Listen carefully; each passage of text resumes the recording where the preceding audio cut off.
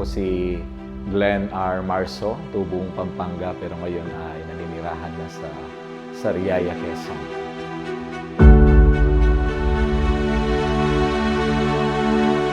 Dating nagkaroon po ng neurocarcinoma peripheral fibroblastoma o sa madaling salita, ito po yung tinatawag na brain tumor. Na-diagnose ako way back 2021 at nagkaroon po ako ng 6 na buwan na tanning sa aking kalagayan at within that month ay oxygen dependent na po ako.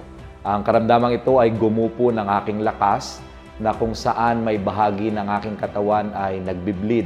Mata, tainga, ilong, sumusuka ako ng dugo at gulay na ako for how many months. Talagang bedridden po ako. At the same time, maraming mga gamot na sinubok pero one time ay merong isang kaibigang bumisita sa akin sa katawan ni Dr. George Ilustre. Narinig niya yung aking sitwasyon at pinakilala si One Opti. Si One Opti ay ayaw kong paniwalaan that time kasi 7 na yung doktor ko at iba't ibang gamot ang sinubukan sa akin. Ngunit pinush ni Dr. George ang pagkakataon na makausap yung aking mga doktor at challenge na subukan si One Opti. Kaya nag-mega dose agad ako.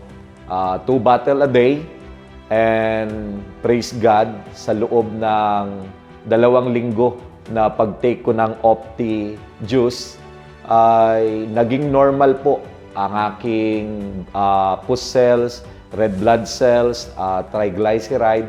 Ang isang bedridden ay after 2 weeks na pag-inom lamang ng Opti juice, nakalakad na po ako.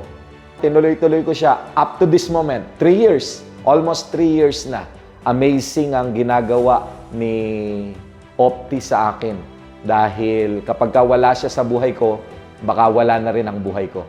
Yan ang nagagawa ni Opti. Ito yung talagang may re-recommend ko hanggang sa kaapu-apuhan ko dahil ultimong mga anak ko nasubukan ang Opti at lahat ay nakaranas ng kaginawaan. I'm Glenn R. Marso and proud user ng One Opti and highly recommended ang One Opti.